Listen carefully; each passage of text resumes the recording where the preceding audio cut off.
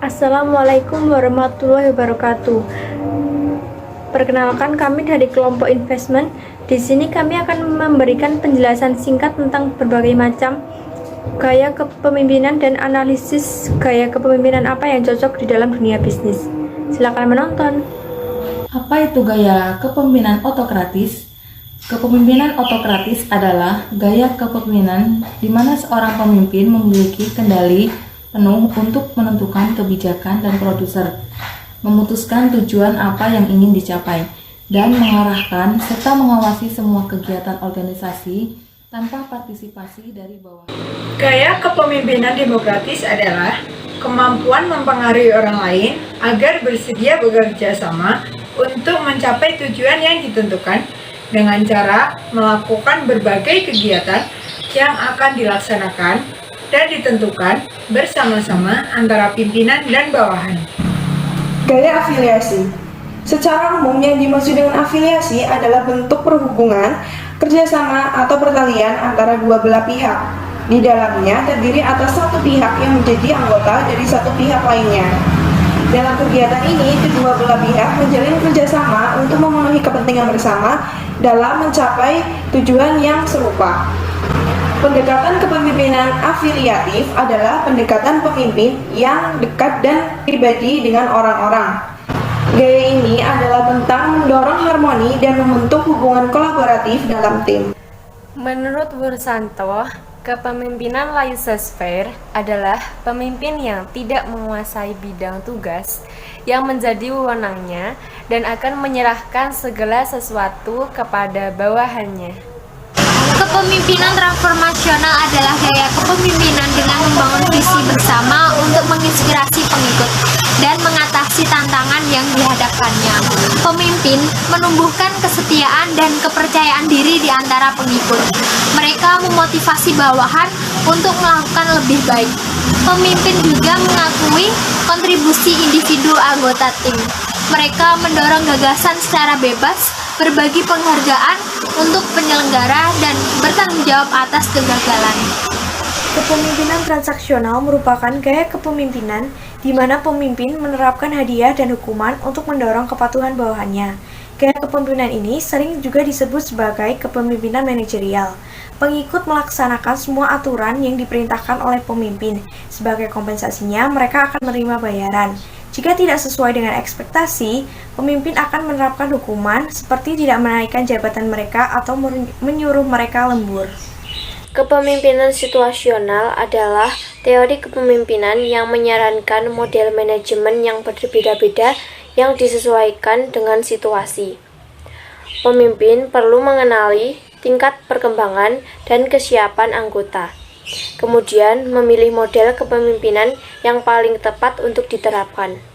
Adapun ciri-ciri kepemimpinan situasional adalah mengarahkan, menjual, berpartisipasi, dan mendelegasi. Dari penjelasan gaya kepemimpinan sebelumnya, gaya kepemimpinan yang cocok diterapkan dalam dunia bisnis adalah gaya demokratis. Gaya kepemimpinan demokratis menempatkan para pemimpin sebagai koordinator dan integrator, di mana para pemimpin bertugas mendiskusikan setiap keputusan yang akan diambil sebelum diserahkan kepada organisasi pada tingkat bawahan. Selain itu, para pemimpin juga berperan sebagai pengawas, pengatur, dan pemegang kontrol. Dengan kata lain, pemimpin memiliki peran penting untuk memastikan setiap keputusan yang diambil bersama tersebut telah dilakukan oleh setiap bawahannya. Sebagai seorang pemimpin dalam sebuah organisasi, dalam gaya kepemimpinan ini, pengaruh yang diberikan kepada setiap bawahan adalah kemampuan mutlak yang harus dimilikinya. Pengaruh ini tidak lain agar tujuan organisasi dapat tercapai melalui bujukan, arahan, dan sebagai jembatan penghubung kerjasama yang terjalin antar organisasi agar mampu bersinergi bersama. Tujuan dari gaya kepemimpinan demokratis adalah untuk mengaspirasi kepentingan bersama.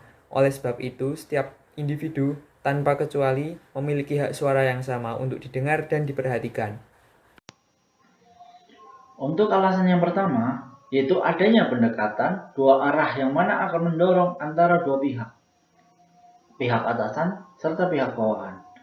Serta gaya demokrasi ini, pemimpin tidak memutuskan keputusan sepihak kepada tim.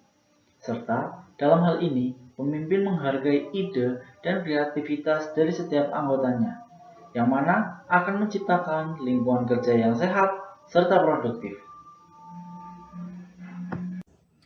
Alasan yang kedua yaitu gaya kepemimpinan yang dimana seorang pemimpin harus memiliki kekuasaan dan tanggung jawab penuh dalam memimpin timnya, serta seorang pemimpin harus memberikan kontrol yang ketat terhadap organisasi yang dipimpin.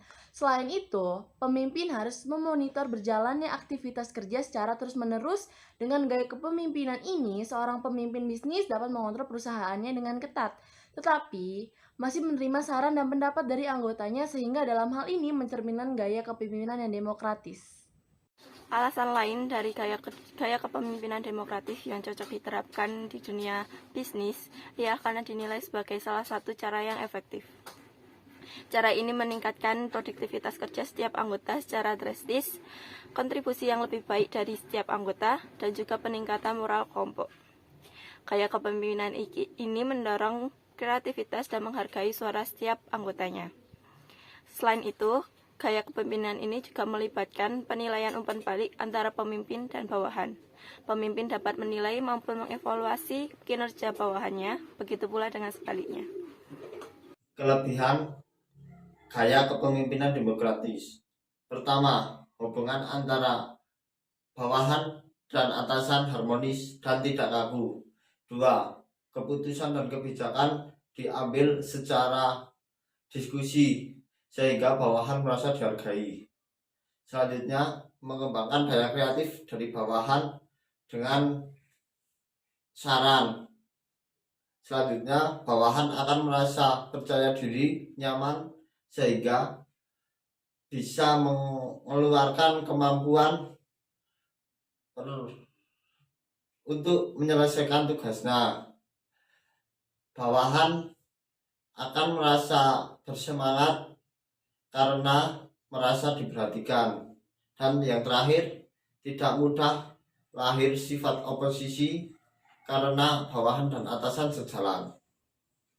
Kekurangan gaya pimpinan demokratis ada 3. Yang pertama, sulitnya mencapai kata mufakat karena semua orang memiliki hak yang sama, dan sulit untuk mencapai mufakat karena semua orang memiliki hak yang sama. Dan nomor 2, biasanya demokrasi akan berjalan lama karena semua orang harus bermusyawarah secara bersama-sama dan di akhir keputusan harus mencapai kata mufakat. Nomor 3 dan yang terakhir, sulitnya jalannya diskusi jika semua orang memiliki ego yang tinggi, karena semua orang memiliki hak yang sama untuk mengutarakan pendapat, sehingga jalannya diskusi akan berjalan alot dan lama. Sekian penjelasan dari kelompok kami. Terima kasih. Wassalamualaikum warahmatullahi wabarakatuh.